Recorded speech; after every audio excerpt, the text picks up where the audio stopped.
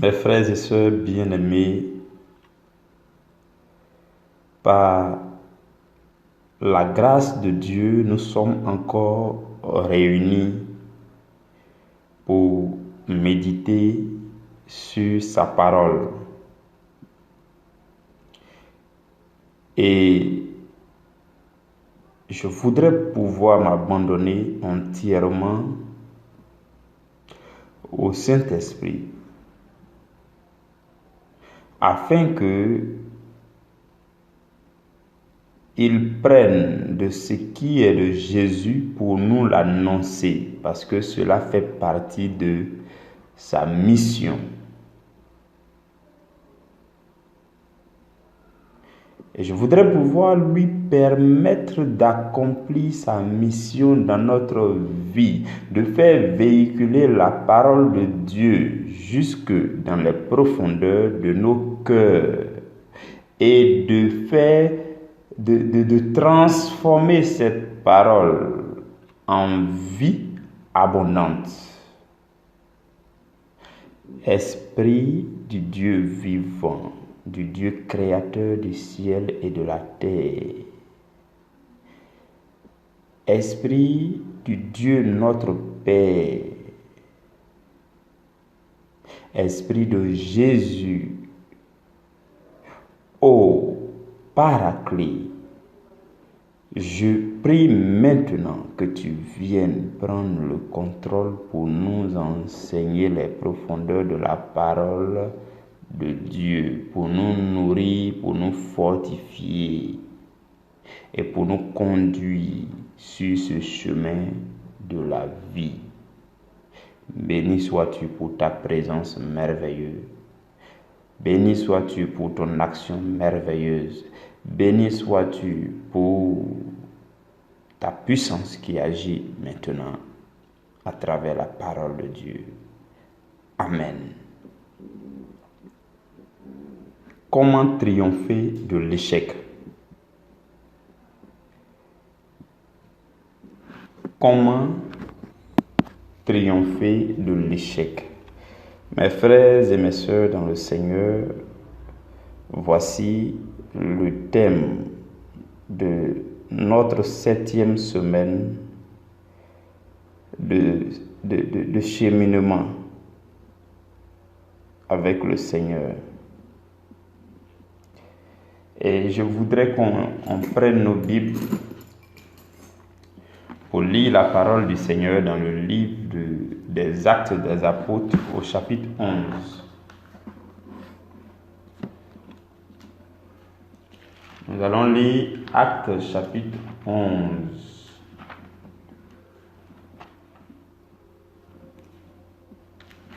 Actes chapitre 11, à partir du verset 19.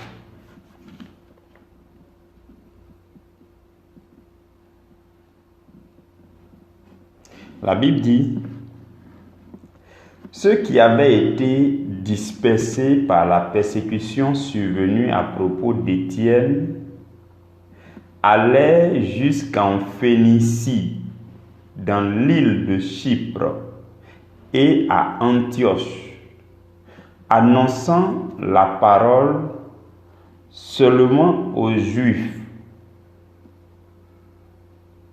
Il y eut cependant parmi eux quelques hommes de Chypre et de Cyrène qui, étant venus à Antioche, s'adressaient aussi aux Grecs et leur annonçaient la bonne nouvelle du Seigneur Jésus.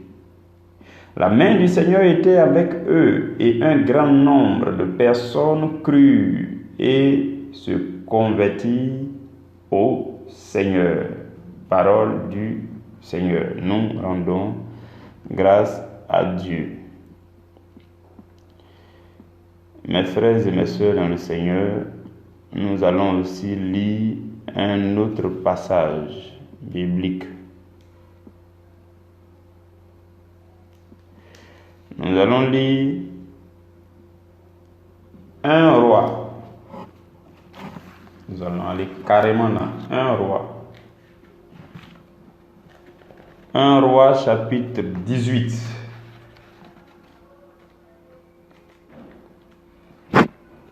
Un Roi chapitre 18.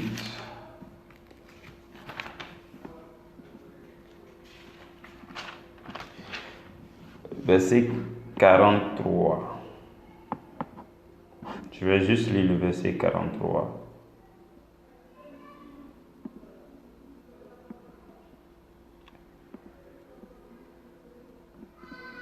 Je vais commencer au verset 42.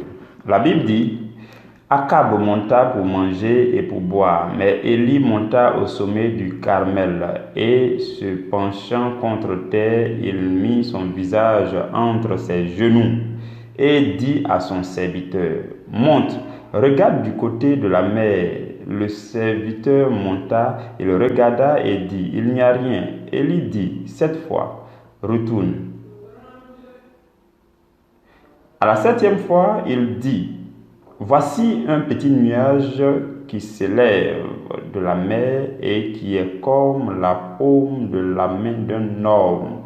Élie dit, monte et dit à Akab, attelle et descends, afin que la pluie ne t'arrête pas.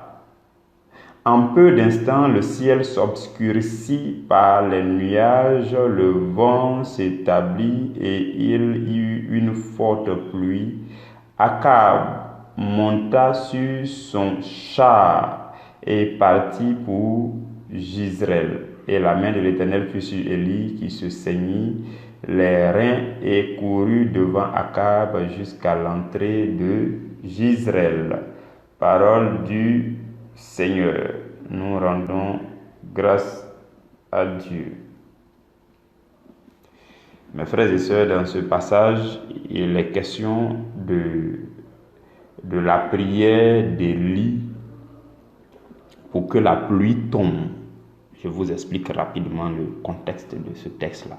Donc, avant, vous savez que le roi Akab et sa femme s'appelait Jézabel. Et Jézabel adorait les dieux étrangers, comme les Astartés, les Baals et autres. Et donc, Jézabel poussait le roi Akab à adorer ces dieux-là aussi. Et ils avaient fait comprendre à tout le peuple que, en fait, c'est les dieux étrangers qui font venir la pluie pour bénir le sol. C'est ce qu'ils ont fait croire à tout le peuple d'Israël. Parce que la femme du roi adore les dieux étrangers, on fait croire au peuple que ce sont ces dieux-là qui envoient la pluie. Et Élie va se dresser pour prouver le contraire. Élie va proclamer qu'il ne va pas avoir de pluie pendant des années, pour leur montrer que ce n'est pas les dieux étrangers, mais c'est le Dieu d'Israël qui envoie la pluie. Et au moment venu, Élie va aller prier pour appeler la pluie, et la pluie va venir parce que c'est le Dieu. Enfin, c'est une démonstration de puissance que Élie a fait. Vous pouvez lire ce texte-là, peut-être tout le chapitre. Mais au moment venu où la pluie devait venir, où Élie a prié pour que la pluie tombe, Élie n'a pas prié une seule fois, il a prié jusqu'à 7 fois. Donc c'est ce que je voudrais que vous reteniez déjà pour ce texte. Et dans le premier texte que nous avons lu, la Bible parle, dans le livre des Actes des Apôtres, la Bible parle de ceux qui annonçaient l'évangile. Donc ceux qui avaient été dispersés lorsque Étienne lorsqu'ils ont tué Étienne, les gens ont pris peur, la persécution de l'église. À cause de la persécution de l'église, les gens se sont dispersés, ils ont commencé à annoncer l'évangile, tout ça, un peu partout. Donc, voici le contexte de nos deux textes. Vous allez comprendre pourquoi le Seigneur nous fait la grâce de méditer sur ces différents textes.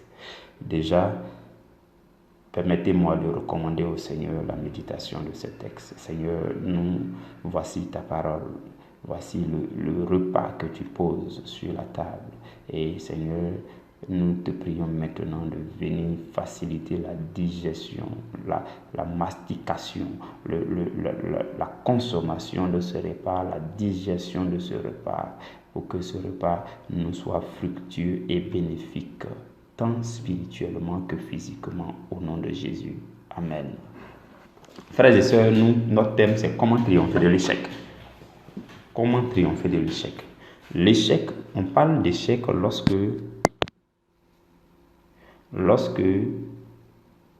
il y a comme devant nous un obstacle.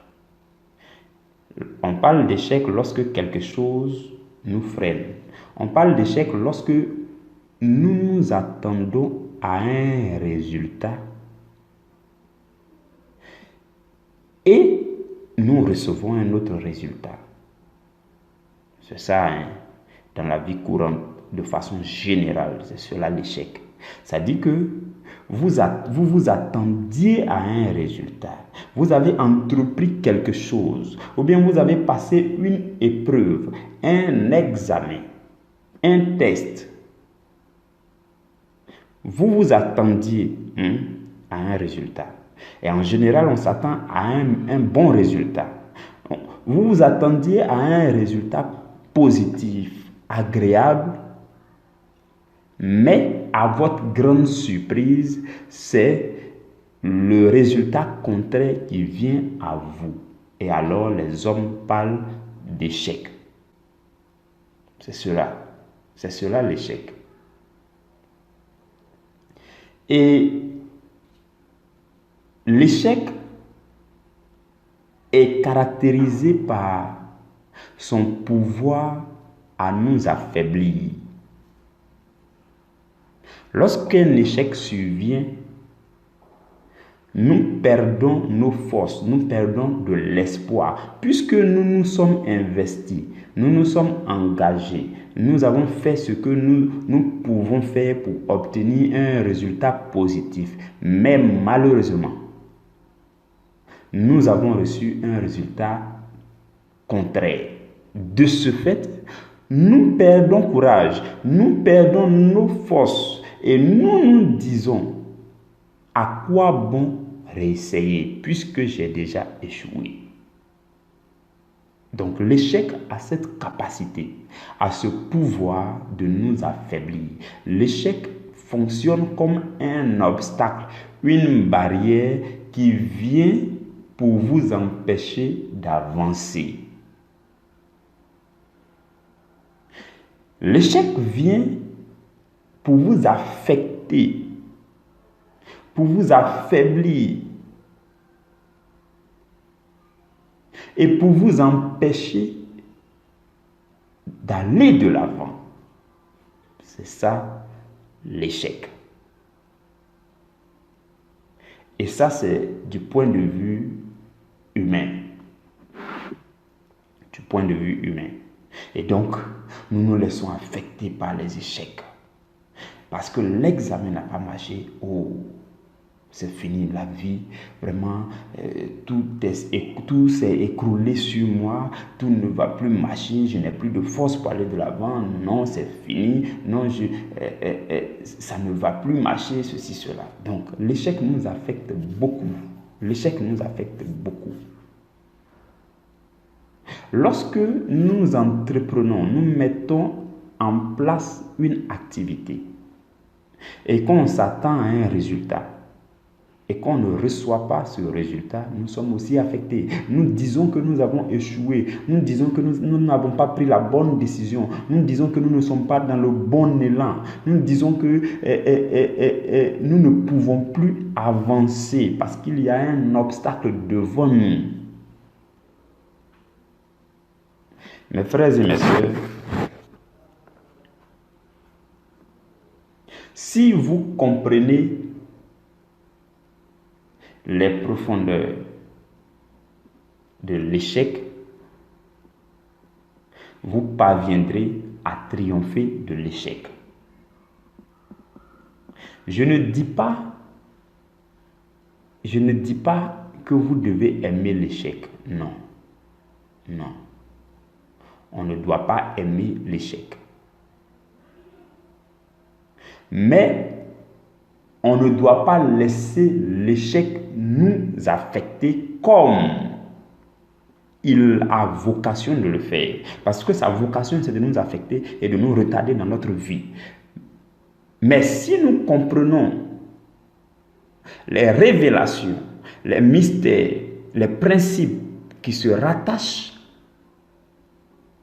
à une situation d'échec, nous pouvons triompher de l'échec. Nous pouvons avancer malgré l'échec. Parce que la situation la plus pire, c'est de ne pas pouvoir avancer. Nous sommes en train de mener une vie où tout évolue, tout grandit, tout progresse. Donc, si une situation vient à vous arrêter, à vous stopper, c'est que c'est une situation grave, une situation qui vous met en retard par rapport à ce que vous avez à accomplir sur la terre. Donc cette situation-là nécessite d'être comprise. Cette situation nécessite d'être surmontée pour que malgré tout, nous puissions avancer. Malgré l'échec, nous devons pouvoir avancer. Malgré tout ce que l'ennemi peut envoyer comme obstacle pour nous retarder, le chrétien doit pouvoir avancer. Le chrétien, c'est celui-là qui doit avancer, peu importe les adversités, peu importe les vents contraires, le chrétien doit pouvoir avancer. Le chrétien, c'est quelqu'un qui a toujours un reste de force qui lui permet de continuer son chemin. Le chrétien, quand on dit le chrétien est fortifié dans son homme intérieur, cela veut dire que malgré tout, il avance, malgré les adversités, malgré les persécutions, malgré toute forme d'entrave que l'ennemi envoie pour le freiner, il continue d'avancer. Il a encore de la force nécessaire pour continuer à avancer dans sa vie, pour continuer à accomplir la mission de Dieu sur la terre, pour continuer à évoluer sur le chemin de la vie. C'est ça le véritable chrétien. Et je pense que c'est ce que le Seigneur veut que nous soyons à partir d'aujourd'hui. Parce que dans les années passées, nous avons dû nous laisser affecter par l'échec. Nous avons dû perdre peut-être 2 jours de notre vie, 3 jours de notre vie, 1 semaine de notre vie à ne rien faire parce que nous avons échoué quelque part et que nous n'avons plus la force d'aller de l'avant. Nous n'avons plus le courage de refaire les mêmes choses. Donc aujourd'hui, le Seigneur veut nous enseigner comment nous devons triompher de l'échec. Comment nous pouvons triompher de l'échec. D'abord, je voudrais vous dire que retenez ceci, s'il vous plaît. Parce que si vous désirez vraiment triompher de l'échec, ce que je vais dire est très important à retenir. L'échec ne fait pas partie du plan de Dieu. L'échec ne fait pas partie du plan de Dieu. Je n'ai pas dit que l'échec ne doit pas exister. Je n'ai pas dit que l'échec n'a pas de raison d'exister. Mais je dis que l'échec ne fait pas partie du plan de Dieu. Parce que le plan de Dieu, c'est que vous puissiez progresser, c'est que vous puissiez continuer à vivre, c'est que vous puissiez avancer malgré tout. Parce que si l'échec faisait partie du plan de Dieu, ça veut dire que Dieu lui-même vous a envoyé sur la terre pour que vous puissiez échouer. Si un homme comme vous et moi, lorsqu'il investit, quand on investit en général, on n'envisage pas échouer. On ne planifie pas. On ne dit pas que bon, à un moment donné, il faut qu'on échoue. Non. Lorsqu'on investit, l'échec, c'est un accident, c'est une situation qui survient comme ça, qui nous surprend désagréablement. Ce n'est pas quelque chose qui est programmé où on dit, bon, il faut qu'on échoue à telle date. Non. De cette même façon, Dieu n'a pas prévu que vous échouiez. Ce que vous appelez échec, en tout cas, Dieu n'a pas prévu. Enfin, il arrive aussi que nous n'avons pas la même perception de l'échec par rapport à Dieu. Parce que ce que vous appelez l'échec n'est pas forcément ce que Dieu appelle échec. Là aussi, on doit pouvoir faire la part des choses. Ce que nous appelons échec, ce n'est pas forcément ce que Dieu appelle échec. Lorsque Élie a prié une fois, la première fois pour que la pluie tombe et que la pluie n'est pas tombée, Élie aurait pu dire qu'il a échoué. Mais pourquoi est-il parti jusqu'à la 7e fois? Parce que la volonté de Dieu, dans cette situation dans laquelle Élie était là, la volonté de Dieu voudrait qu'il prie jusqu'à 7 fois. Et si au-delà de 7 fois, rien n'avait marché, on pouvait dire que Dieu a échoué. Et comme Dieu n'échoue jamais, Dieu allait réussir. Mais il fallait que Élie comprenne que si ça n'a pas marché la première fois, on n'appelle pas ça échec. Si ça n'a pas marché pour la 2e fois, la 3e fois, jusqu'à la 5e, la 6e fois, il n'a pas le droit d'appeler ça échec parce que ce n'est pas ce que Dieu, lui, il appelle échec.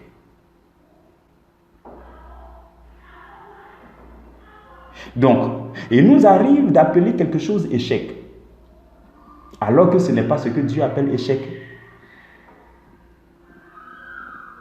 Nous connaissons tous l'histoire, ce qui s'est déroulé en face du mur de Jéricho. Lorsque Josué et le peuple d'Israël devaient conquérir la terre promise, Dieu leur a demandé de faire le tour de la muraille de Jéricho 7 fois pendant 7 jours. Bon, donc, si vous et moi, selon notre conception de l'échec, si nous, on faisait partie de ce peuple d'Israël-là, lorsqu'on a fait le tour le premier jour et que rien ne s'est passé, on allait peut-être murmurer qu'on a échoué.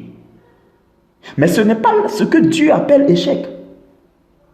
Ce n'est pas ce que Dieu appelle échec. Mes frères et mes sœurs, je veux que vous compreniez aujourd'hui, à partir d'aujourd'hui, je veux que vous ayez une conception, une autre conception de l'échec. Je veux que vous compreniez la pensée de Dieu dans chaque situation et que vous arrêtiez d'appeler échec ce que vous appelez échec. Et que vous cherchiez à comprendre la volonté de Dieu. Où est-ce que Dieu veut y parvenir avec vous? Dieu veut aller où avec vous? C'est cela le plus important. Dieu voulait que le peuple d'Israël fasse le tour là pendant 7 jours. Les gens peuvent toujours proclamer partout. Ils peuvent tout dire. Ils peuvent dire qu'ils ont échoué. Si au 5e jour, au 6e jour, rien ne s'est passé avec le mur de Jéricho. Mais ce que Dieu attend, c'est la 7e fois pour que quelque chose se passe. Parce que lui, Dieu, il n'échoue jamais. Et comme c'est lui qui nous a envoyés sur la terre, comme son investissement personnel, je vous dis, c'est Dieu qui vous a semé sur la terre comme son investissement personnel. Et il n'a pas prévu d'échec. Ce que vous appelez échec, Dieu n'a pas prévu ça dans votre vie. Mais Dieu a prévu un temps de réussite pour chaque chose. Si le temps de réussite pour une situation bien donnée n'est pas arrivé, vous n'avez pas le droit de dire que vous avez échoué. Je ne sais pas si quelqu'un me suit. Dans une situation bien donnée dans votre vie, peu importe ce que vous entreprenez, peu importe ce que vous faites, Dieu a prévu le meilleur moment auquel vous allez réussir. Peut-être il a prévu que pour ce qui vous concerne, vous fassiez la tentative une seule fois, ou bien 2 fois, ou bien 3 fois. Et donc à la 3e fois, c'est là que Dieu a prévu le succès. Et donc, vous n'avez pas le droit de dire que vous avez échoué si vous n'êtes qu'à la 1re fois. Parce que Dieu n'échoue pas. Il vous a envoyé sur la terre pour vous guider sûrement. Parce qu'il arrive des fois que nous-mêmes on est pressés. Dieu veut qu'on réussisse dans une situation. Dieu veut qu'on fasse quelque chose de façon claire et parfaite. Mais nous, on est pressés. Avec nos maladresses, on se précipite pour faire des choses. Et lorsqu'on va, on se cogne le mur. Et quand on se cogne le mur, on dit on a échoué. Mais Dieu n'a pas encore échoué. Tout ce que Dieu désire, c'est que tu comprennes que lui n'a pas encore échoué. Dieu veut que tu comprennes que lui, Dieu, il n'a pas encore échoué parce qu'il ne t'a pas envoyé sur la terre pour que tu fasses des échecs. Ce que tu appelles échec, ce n'est pas ce que Dieu appelle échec. Lorsque tu te précipites dans tes maladresses, tu vas plus vite que Dieu et que tu fais des choses. Tu n'es même pas prêt pour faire la chose, mais tu t'en vas et tu fais des choses et tu fais face à un échec. Lorsque tu échoues de cette façon, lorsque tu te cognes le mur de cette façon, ne dis pas que c'est Dieu qui t'a fait échouer parce que Dieu n'a pas voulu que tu partes comme tu es parti. Si tu étais parti comme Dieu voudrait que tu partes, tu n'allais jamais échouer. Et si tu es arrivé à ce stade que tu appelles échec, c'est parce que tu n'es pas allé à la manière de Dieu. Donc Dieu n'échoue jamais. Nous devons comprendre ce que Dieu fait. Mes frères et mes sœurs, regardez encore quelque chose de très important. Dans le livre des Actes des Apôtres, au tout début, dans le chapitre 1, avant que Jésus monte au ciel, il a dit à ses disciples, restez à Jérusalem. Je vais envoyer ce que le Père a promis. Il dit, j'ai baptisé d'eau, mais vous serez baptisés de l'Esprit et de feu. Donc, la puissance du Saint-Esprit va descendre sur vous. Vous serez remplis de l'Esprit. C'est à partir de cet instant que vous serez mes témoins. Et il a dit, vous serez mes témoins, à commencer par Jérusalem, dans la Judée, jusque dans la Samarie et jusqu'aux extrémités de la terre. Ça veut dire que Jésus avait prévu que les apôtres commencent à être témoins, à annoncer l'évangile d'abord dans la Jérusalem, dans toute la Judée, et ensuite il doit s'élargir un peu, il doit s'éloigner un peu jusque dans la Samarie, il doit encore s'éloigner un peu et jusqu'à parvenir aux extrémités de la terre. Jésus a dit ça, Jésus est parti. Le Saint-Esprit est venu, le Saint-Esprit les a remplis, ils ont commencé à annoncer l'évangile à Jérusalem. Ça, c'est déjà très bien parce que c'est ce que Jésus a demandé. Suivez-moi bien, vous allez comprendre la pensée de Dieu au sujet de ce que nous appelons échec. Donc, ils ont commencé à annoncer l'évangile. Ils ont fait communauté. Ils ont fait communauté dans Jérusalem là. Et ils ont commencé à annoncer l'évangile.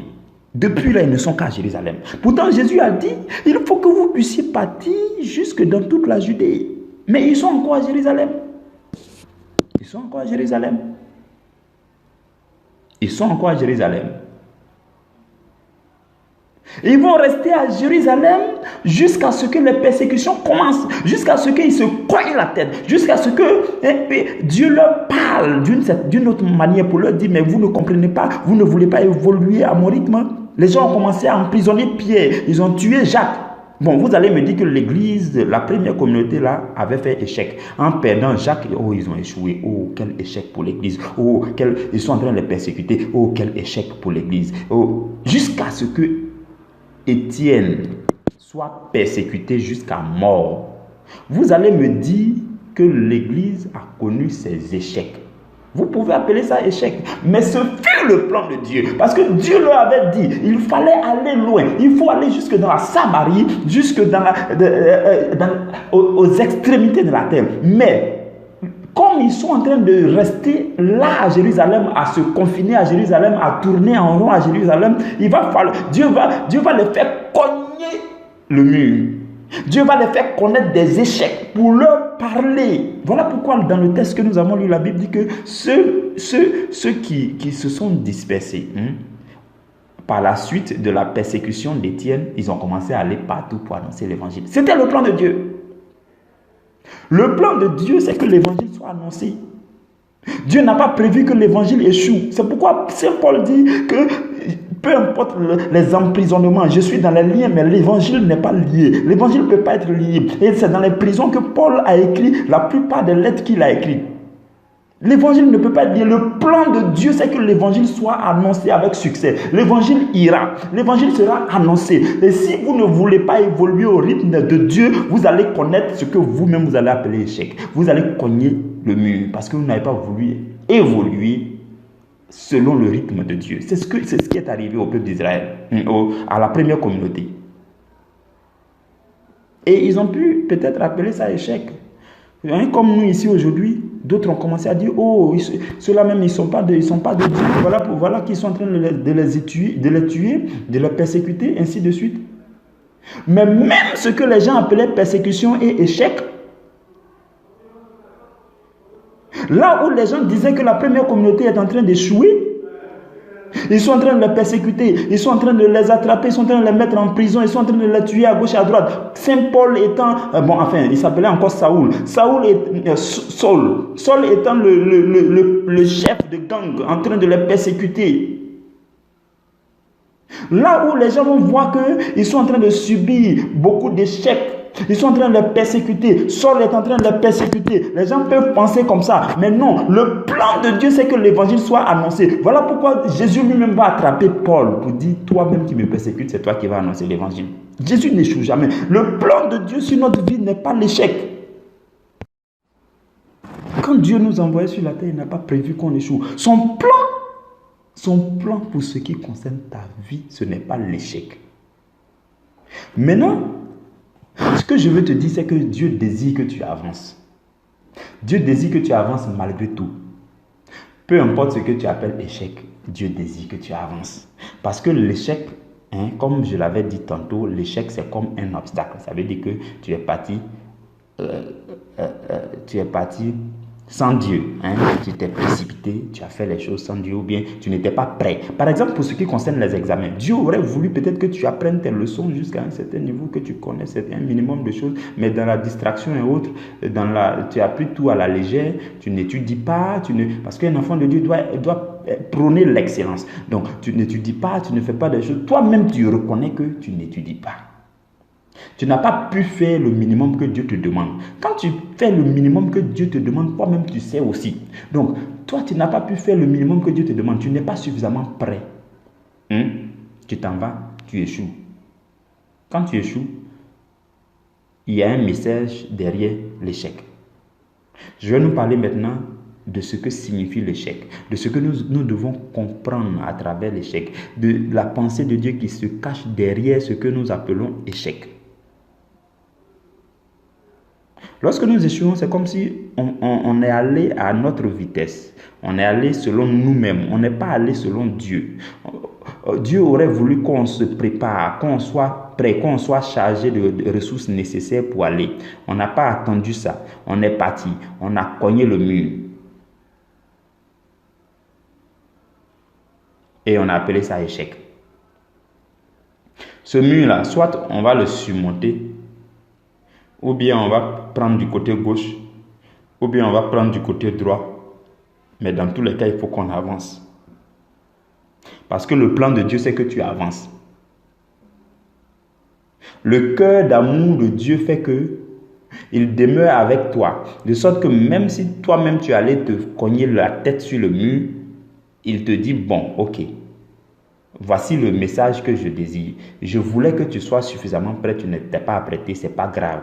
Mais comme tu as cogné le mur, reviens vers moi, je vais te donner la force pour que tu puisses surmonter ce mur. Parce qu'il faut que tu avances. Ou encore il te dit, reviens dans ma présence pour que je t'indique où tu dois passer. Parce que là, il y a un blocage devant toi. Soit tu dois prendre à gauche, ou bien tu dois prendre à droite. Parce qu'il faut que tu avances. Dieu veut qu'on avance malgré tout. Il veut qu'on continue à évoluer. Donc, Quand on est allé à notre rythme et qu'on a connu ce qu'on appelait l'échec, Dieu nous donne un message derrière chaque échec. Dieu nous donne un message derrière chaque échec. Et ce que nous avons à faire, c'est de saisir le message derrière chaque échec. Nous devons le faire afin de triompher de l'échec. Triompher de l'échec, ça veut dire que l'échec n'a pas pu m'empêcher d'évoluer. C'est cela, quand je dis triompher de l'échec, ça veut dire que l'échec n'a pas pu te freiner. L'échec n'a pas pu te stopper. L'échec n'a pas pu te garder à la même position pendant des jours, des semaines, des mois. Malgré l'échec, tu évolues. Malgré l'échec, tu avances. Parce que l'échec va venir... l'échec, c'est quelque chose que Satan envoie. C'est une attaque de Satan. Satan fait tout pour nous retarder. Le plan de Satan aussi, c'est que nous soyons retardés. De même que le plan de Dieu, c'est que nous avancions, nous soyons en train de toujours avancer. De cette même façon, ou encore contrairement, le plan de Satan, c'est que nous soyons freinés, c'est que nous soyons ralentis, c'est que nous soyons retardés. Satan veut qu'à tes 90 ans, tu puisses regretter que non, lorsque tu avais 30 ans, tu aurais pu faire des évangélisations. Lorsque tu avais 30 ans, tu aurais pu abandonner tout pour faire l'œuvre de Dieu. Et là, tu allais faire des vagues comme les grands hommes de Dieu. Et là, maintenant, non, là, c'est à 90 ans que tu es en train de voir ce genre de réflexion. C'est ce que Satan souhaite. Parce qu'à 90 ans, tu n'as plus la force pour faire ce que tu aurais pu faire quand tu avais 30 ans. Donc, dans le plan de Satan, il veut nous freiner, il veut nous retarder, il veut nous bloquer. Mais dans le plan de Dieu, il veut qu'on avance. Et malgré les blocages que nous pouvons connaître, malgré les échecs que nous pouvons connaître, Dieu voudrait que nous puissions nous calmer pour qu'il nous montre la voie de sortie. La Bible dit que c'est Dieu seul qui nous fait sortir du filet de l'oiseleur. C'est lui seul qui a la capacité. Et la Bible dit encore que c'est lui seul qui nous donne le moyen de nous en sortir. Même lorsque nous sommes en face des tentations. Donc, vous comprenez. Ce que nous avons à faire pour triompher de la tentation, c'est de nous calmer. Nous calmer un instant et demander à Dieu, c'est quoi le message? Seigneur, c'est quoi ta pensée? Seigneur, qu'est-ce que tu veux? Seigneur, qu'est-ce que tu attendais de moi que je n'ai pas fait? En fait, ce que je suis en train de nous dire, c'est quelque chose qui doit se faire de façon sincère. Nous avons trop pris l'habitude de nous plaindre. On a trop pris l'habitude de nous fâcher, de nous plaindre parce que nous avons échoué, d'être affectés, de dire non, mais qu'est-ce qui se passe? Oh non, Dieu n'est pas de mon côté. Oh, mais Dieu là même, est-ce qu'il existe? Oh non. Quand vous faites ça, il y a un autre, Satan vient placer un autre obstacle. Parce que vous êtes en train d'exprimer que vous n'avez pas confiance en Dieu. Et comme vous n'avez pas confiance en Dieu, et que c'est Dieu qui doit vous faire avancer, Satan vient mettre des obstacles pour ne plus que vous avanciez. On se plaint beaucoup. Lorsque quelque chose ne marche pas net, on se plaint. On va souvent plus loin pour rejeter la faute à Dieu. Mes frères et mes sœurs, aujourd'hui, si le Seigneur nous fait la grâce de nous réunir ici pour écouter ce message, c'est pour que nous puissions changer de mentalité. La Bible dit dans le livre de Romains au chapitre 12, verset 2, la Bible dit « Ne vous conformez pas au siècle présent, mais laissez-vous transformer par le renouvellement de l'intelligence, afin de discerner quelle est la volonté de Dieu, ce qui est bon, agréable et parfait. » Donc, en fait, nous n'avons plus, nous qui sommes là aujourd'hui en train d'écouter ce message, nous ne devons plus nous conformer au siècle présent. Nous ne devons plus faire comme la génération présente. Nous ne devons plus nous plaindre dans des situations où tout le monde est appelé à se plaindre, où les gens sont en train de se plaindre. Dans une situation, on trouve normal que tu te plaignes, que tu pleurniches, que tu rejettes la faute aux gens par-ci, par-là. Mais la Bible dit que nous ne devons pas nous conformer à ce siècle présent, à cette mentalité présente, à cette mentalité actuelle. Mais nous devons nous laisser transformer par le renouvellement. Nous devons nous laisser renouveler par Dieu. La parole de Dieu doit nous renouveler. En fait, nous sommes en train d'écouter la parole de Dieu pour que nous soyons renouvelés dans notre intelligence. Et alors, nous serons capables à un degré minimal, nous serons capables de discerner c'est quoi la volonté de Dieu dans telle situation. Qu'est-ce que Dieu désire de parfait, de bon, d'agréable dans telle situation. Et nous devons prendre l'habitude de nous calmer. Lorsque nous sommes dans les situations que nous appelons échec, nous devons nous calmer pour dire à Dieu, Seigneur, dis-moi, parle-moi ouvertement, qu'est-ce que je devais faire que je n'ai pas fait? Oh, roi des rois, aide-moi à avancer. Montre-moi le chemin que tu veux que je prenne. Parce que mes frères et mes soeurs, je vais vous dire, le chemin de la vie sur terre, sur ce chemin-là, il y a des carrefours, il y a des tournants. Dans votre vie, il y a des carrefours. Il y a des moments où vous sentez que Dieu veut que vous preniez à gauche. Ou bien Dieu veut que vous preniez à droite. Ou bien Dieu veut que vous reculiez un peu pour mieux sauter. Les obstacles là, ce n'est pas seulement un mur ou bien quelque chose. Un obstacle, ça peut être un gros trou. Donc, tu peux être en face d'un gros trou. Vous voyez l'image que je vais donner. Et Dieu te dit, calme-toi mon fils, ma fille, recule juste un peu, fais 2 pas en arrière, ressaisis-toi, prends un moment de retraite, prends un moment de jeûne. Viens dans ma présence, reviens un peu dans ma présence, fais 1-2 pas en arrière, viens, je vais te parler, médite la parole, ouvre la Bible, lis tel passage. Oui, voilà ce que je voulais te dire. Je te donne la force nécessaire pour que tu puisses sauter cette force. C'est ça. Ou bien, c'est un mur, et puis Dieu te dit, ma fille, calme-toi, calme-toi. Le mur là est très haut, tu ne peux pas le surmonter. Tout ce que je désire, c'est que tu tournes à gauche, parce que là, c'est un carrefour de ta vie. Tourne à gauche.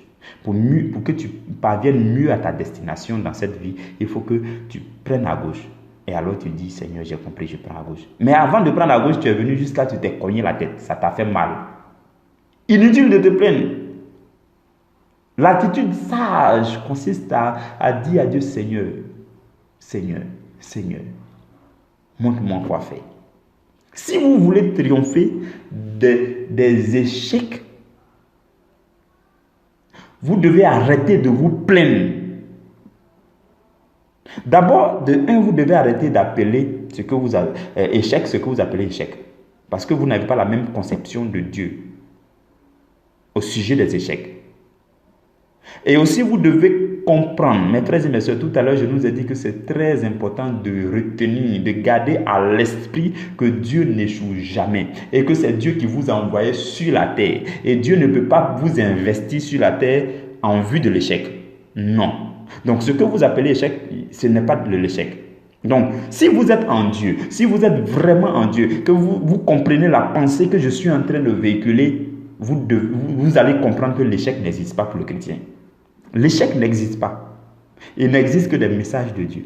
Il n'existe que les conséquences de nos maladresses, de nos précipitations. Et derrière ça, il y a un message fort de Dieu. Soit pour nous faire avancer plus vite, soit pour nous faire prendre à gauche, soit pour nous faire sauter l'obstacle, soit pour nous faire prendre à droite. Mais pas pour qu'on parte en arrière. Dieu n'a pas prévu qu'on parte en arrière. Tu peux faire 1 pas, 2 pas à reculons pour mieux avancer, mais Dieu n'a pas prévu qu'on tourne pour partir en arrière. Dieu n'a pas prévu cela. Donc, retenez ça, c'est très important. Dieu n'a pas prévu. Vous êtes un homme. Dieu vous envoie sur la terre comme un projet. Vous êtes le projet de Dieu sur la terre. Cette image que je donne fréquemment, c'est que avant que vous soyez nés sur la terre, Dieu, depuis son trône, a pris dans sa main le globe terrestre, la terre. La terre entière, Dieu l'a soulevée dans sa main et Dieu a observé la terre. Et Dieu a détecté qu'il y avait un mal sur la terre. Il y avait une situation à régler. Il y avait une situation d'urgence. Il y avait un problème à résoudre. Il faut envoyer une solution sur la terre. Et Dieu dit, bon, la terre, cette partie de la terre qu'on appelle l'Afrique, cette partie qu'on appelle le pays qu'on appelle tel, Côte d'Ivoire ou encore Sénégal ou encore Togo, ce pays-là a un souci à régler. Il lui faut une solution. Donc, je vais faire naître ma fille et je vais l'envoyer pour être la solution adaptée à ce problème. Dieu fait ce raisonnement, Dieu fait ce calcul et Dieu commence à vous dimensionner, Dieu commence à vous fabriquer et vous dépose dans le sein de votre mère. Il dit à votre papa viens, il dit à votre maman viens et il les met ensemble et vous dépose dans leur sein. Et il vous envoie sur la terre comme projet unique, comme solution unique pour résoudre un problème bien spécifique, c'est pour ça que la dernière fois, lorsque nous avons prêché sur la vision, j'ai osé dire que chacun de nous doit piloter une grande vision. Et il y a la grande raison pour laquelle Dieu t'a envoyé sur la terre. Tu dois la découvrir avant de mourir. Il faut que tu découvres la grande vision que Dieu t'a confiée sur la terre, parce que tu dois la piloter. Dieu t'a envoyé sur la terre pour que tu sois la solution unique. La solution unique à un problème unique. Si tu n'as pas pu résoudre, que tu retournes, il va falloir que Dieu envoie d'autres personnes comme toi. Ça sera un peu compliqué. Dieu aura échoué dans ce cas. Peut-être c'est dans ce cas qu'on va dire que Dieu a échoué. C'est peut-être dans ce cas qu'on va dire que Dieu a échoué. Tu fais échouer Dieu parce que tu décides volontairement de ne pas aller avec lui, tout simplement. Tous ceux qui décident délibérément de ne pas accepter Jésus, de ne pas marcher avec Jésus, de ne pas obéir à Dieu, ceux-là, ils ont décidé de faire échouer Dieu. Ils ont décidé de faire échouer Dieu. Mais Dieu, dans son infinie bonté, demeure là. Il les garde en vie. Il leur donne le souffle. Et il espère que le jour suivant, le surlendemain, ils puissent découvrir le chemin et qu'ils puissent finir et que Dieu puisse les reprendre pour qu'il les conduise, pour qu'ils accomplissent la tâche pour laquelle ils sont nés sur la terre. C'est cela le plan de Dieu, mes frères et mes sœurs. Dieu n'a pas prévu d'échec. Gardons ça à l'esprit. Dieu n'a pas prévu que vous soyez échec. Donc ce que vous appelez échec n'est pas échec. Ce que vous appelez échec n'est pas échec. Élie a prié jusqu'à 7 fois avant que la pluie descende. Donc Élie n'a pas prié 3 fois pour dire qu'il a échoué. Non.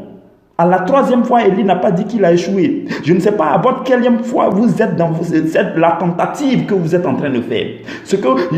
La situation que vous appelez échec là, je ne sais pas à votre quelle fois vous êtes. Mais laissez-moi vous dire que ce n'est pas ça l'échec.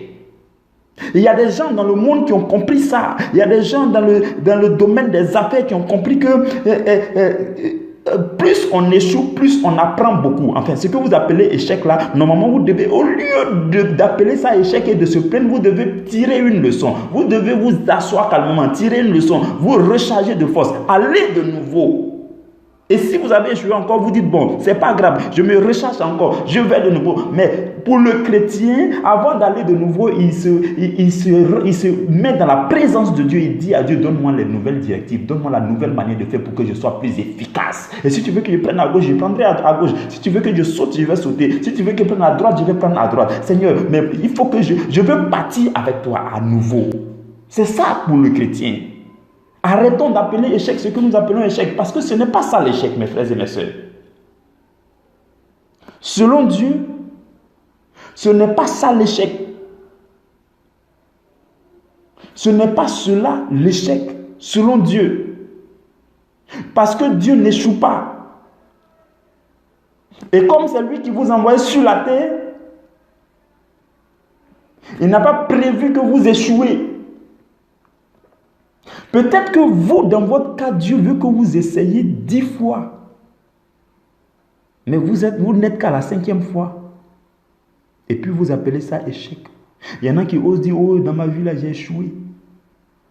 On a vu des gens qui ont commencé à réussir à partir de 70 ans, 80 ans. Ça dit que lui, il a passé toute sa vie là dans la misère. Ce n'est qu'à sa vieillesse que Dieu décante tout.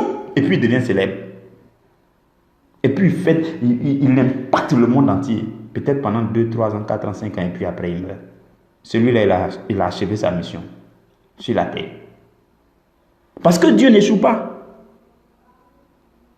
Et Dieu n'a pas prévu échouer dans ta vie. Arrête d'appeler échec ce que tu appelles échec. Parce que Dieu n'a pas prévu échouer dans ta vie. La situation difficile que tu es en train de vivre là cache un message de Dieu. Saisis la pensée de Dieu. ce que Dieu voudrait, comment Dieu voudrait que tu refasses les choses. Et dis à Dieu, Seigneur, je veux faire comme tu veux. Je veux faire ta volonté. Le problème des hommes, c'est qu'on veut s'éloigner de la volonté de Dieu, mais en même temps, on veut réussir. Pourtant, la Bible dit, dans Osée, chapitre 4, verset 6, ce merveilleux verset que vous connaissez, mais que nous continuerons à sonder pour connaître les profondeurs. La Bible dit que si nous périssons, si nous échouons, si nous sommes détruits, c'est parce qu'il nous manque de la connaissance. C'est parce que nous n'avons pas la connaissance, nous n'avons pas l'intelligence et la sagesse spirituelle. C'est parce que nous ne laissons pas Dieu nous alimenter. Nous ne laissons pas Dieu nous charger. Nous ne laissons pas Dieu nous fortifier. Nous ne laissons pas Dieu nous instruire avant de faire les choses. Parce que ce que vous faites et puis vous échouez là, c'est parce que vous n'aviez pas le maximum d'informations à ce sujet. C'est parce que vous n'étiez pas armé de connaissances que vous avez échoué. Donc, ce qu'il est sage de faire, c'est de partir dans la présence de Dieu pour dire, Seigneur, c'est parce qu'il me manquait de la connaissance que j'ai échoué. Je ne veux pas continuer à échouer. J'ai besoin de l'ensemble des connaissances à ce sujet. Oriente-moi, remodélise ma vision pour que je fasse le succès. Parce que tu m'as envoyé sur la terre justement pour faire le succès. Et si pour le moment les choses ne marchent pas, c'est que c'est moi qui ne suis pas dans ta volonté, ce n'est pas de ta faute. Alors je reviens dans ta présence, je te cherche, je te veux, je te désire, je ne veux aller qu'avec toi. Oh Seigneur, je reconnais que je suis allé plus vite que toi. Je reconnais que j'ai été maladroit. Je reconnais que je ne t'ai pas écouté. Je reconnais que je n'étais pas sur ton chemin. Seigneur, maintenant je veux demeurer sur le chemin. Viens, viens et que j'avance avec toi. Afin que je réussisse. C'est cela, mes frères et mes sœurs. Si vous lisez très bien l'histoire du peuple d'Israël, vous allez remarquer que toutes les fois ils étaient en de bons termes avec Dieu, tout marchait très bien. Mais quand ils dérapent, tout dégringole aussi. C'est ça. C'est aussi simple. Donc si vous remarquez que tout dégringole de vous, votre côté, inutile de vous plaindre, inutile de vous lamenter, parce que ça ne va pas servir. Mais il faut chercher la pensée de Dieu. Il faut chercher le désir de Dieu à votre sujet. Parce que quand Dieu vous envoyait sur la terre, il avait décrit le chemin. Il a dit que si vous arrivez à tel carrefour, il faut prendre à gauche. Si vous croisez tel obstacle, il faut détourner cet obstacle. Mais vous êtes allé trop vite, vous avez cogné cet obstacle. Dieu dit non, ce n'est pas ce chemin que je voulais que tu prennes. Tu veux rentrer dans le mur pour continuer. Mais non, Dieu dit non, à côté du mur, il y a un chemin. Il faut prendre ce chemin. Dieu a tracé un chemin. Et si vous voulez aller plus vite que Dieu, vous allez faire sortir de route, sortir de route et sortir de route. C'est ce que nous appelons échec. Et ce qui est intéressant, c'est que Dieu, dans sa compassion, dans sa miséricorde, quand vous cognez la tête comme ça, quand vous vous faites mal, oh, Dieu prend compassion de vous. Il dit, oui, ma fille, même si elle ne m'a pas écouté, elle est partie se cogner la tête. Oh, il vient et puis il vous prend comme ça, avec tendresse. Et puis il exprime sa compassion pour dire, oh, bon, d'accord, je vais mieux te conduire. En fait, la compassion de Dieu fait que, au-delà, enfin, après l'échec, ce qui vous attend après l'échec est beaucoup plus glorieux. Parce que là, maintenant, il va décider, il vous prend avec compassion. Et comme vous vous abandonnez à lui et vous désirez désormais avancer avec lui, il va vous conduire. Ça dit que ce qui va vous arriver maintenant est extraordinaire. Voilà pourquoi lorsque vous échouez et que vous appelez la chose échec, bon, ok, il n'y a pas de souci. Mais ce que je voudrais vous dire, c'est que derrière l'échec, il y a une situation glorieuse. Derrière l'échec, il y a une situation glorieuse. Parce que ce que Dieu a prévu pour vous sur la terre, tant que vous demeurez en lui, même si le chemin est long à cause des retards que vous avez connus, vous allez atteindre cette gloire. Le défi que nous devons lancer à l'ennemi, c'est de lui dire, toi qui passes tout ton temps à chercher à me retarder, sache que je vais arriver. Tu poses des obstacles, tu veux me freiner, tu ne veux pas que j'avance, tu me tends des pièges et je tombe dedans. Tu m'envoies des obstacles et je me cogne la tête. Mais sache que j'ai un Dieu. Mon frère, ma soeur qui m'écoute en ce moment, à partir de maintenant, c'est ce que toi et moi devons dire dans nos prières. C'est le défi que nous devons lancer à l'ennemi. Nous devons lui dire que Dieu n'a pas prévu d'échec dans ma vie. Et comme toi, tu t'emploies à me faire échouer, à me faire cogner la tête, je te dis aussi que j'ai Dieu avec moi. Je vais arriver à bon port. Et quand je vais arriver à bon port, tu vas entendre parler de moi. Je prends avec moi à partir d'aujourd'hui Jésus-Christ. Je décide à partir d'aujourd'hui de me soumettre à la volonté de Dieu, de rechercher la volonté de Dieu derrière chaque situation, de saisir ce que Dieu veut, d'évoluer avec Dieu, d'obéir à la volonté de Dieu. Et toi, Satan, tu vas entendre parler de moi parce que je vais arriver. Le défi qu'on doit lancer à l'ennemi, c'est cela. Il ne s'agit pas de s'affaiblir. Il ne s'agit pas de s'écrouler, de rester à terre. Non. Non. Ce n'est pas ça la vie chrétienne. Ce n'est pas ça.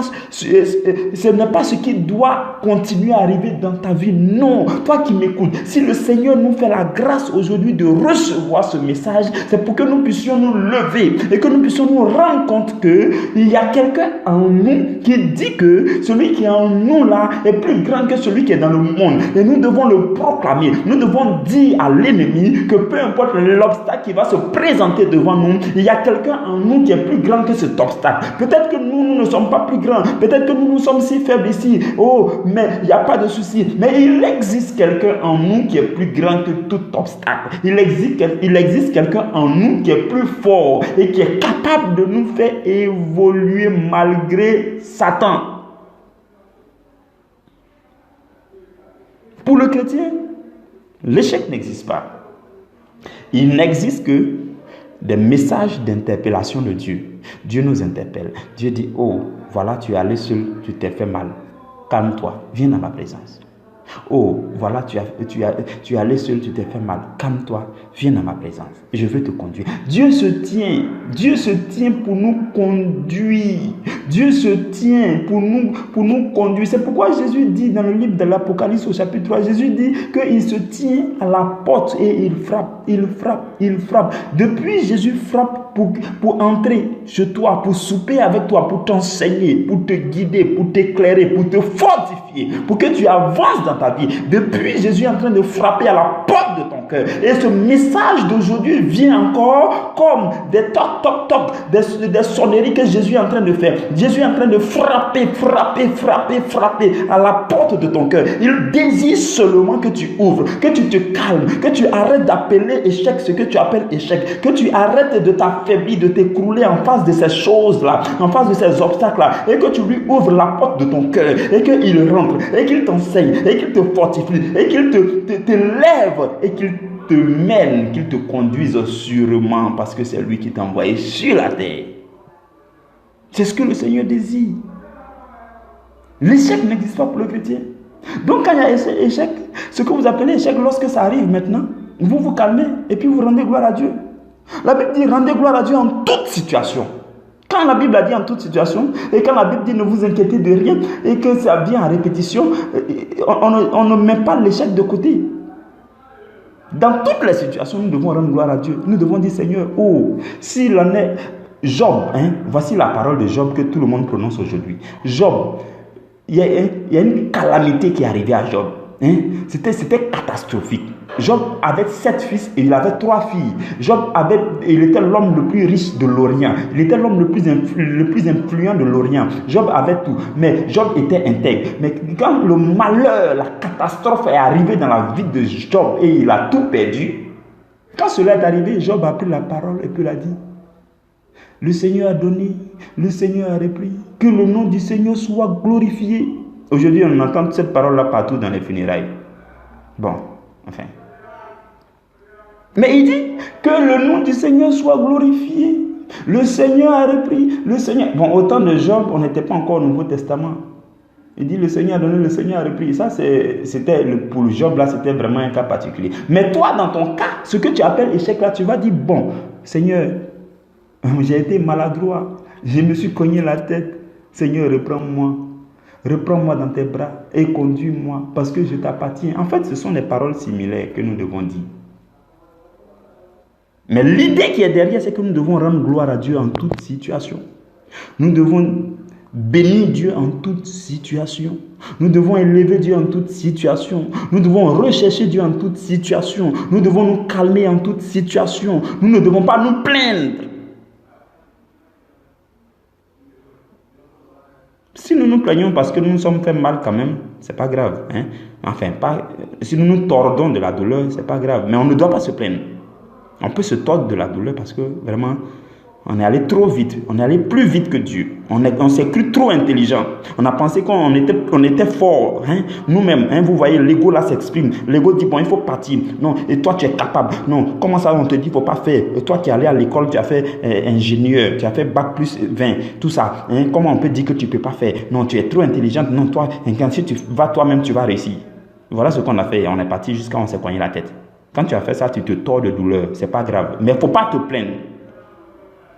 Tu as fait ça, tu t'es fait mal, tu as perdu de l'argent, tu as perdu des années, tu as échoué, tu n'as pas eu l'examen, tu t'es cogné la tête, ça fait mal, et tu peux te tordre de douleur, mais il faut se ressaisir pour que Dieu te communique sa pensée derrière cette situation, pour que tu saisisses. Et quand on aura l'habitude de le faire, l'échec ne va plus nous dire grand-chose. Même, enfin, l'échec même, ça va s'amoindrir. Le choc ne sera plus grand. Et à chaque fois, on va dire à Dieu, oh, là encore, je me suis trompé, Seigneur, je reviens.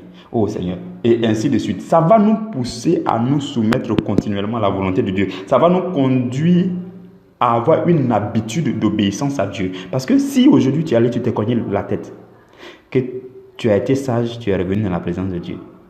Hein? Dieu te conduit, te conduit, te conduit. Demain, tu t'en vas encore. Tu t'es oublié, tu t'en vas, tu te cognes la tête. Oh, là encore, tu es sage, tu reviens. Et puis, Dieu te conduit.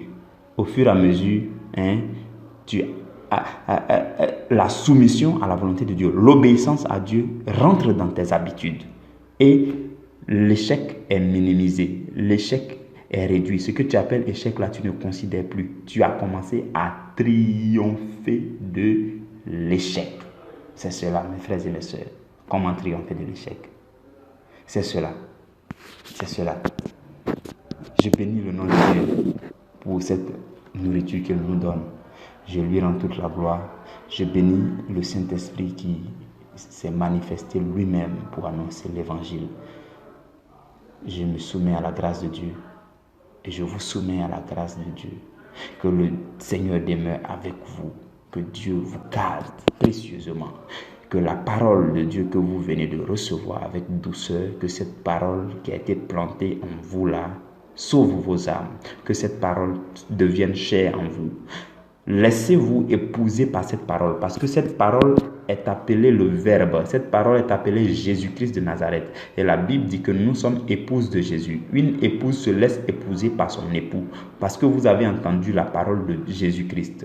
Vous avez reçu Jésus-Christ avec douceur. Jésus vous a épousé. Que cette parole vous épouse continuellement. Que cette parole se transforme dans votre vie. Que cette parole agisse dans votre vie. Que cette parole accomplisse la volonté de Dieu dans votre vie au nom de Jésus.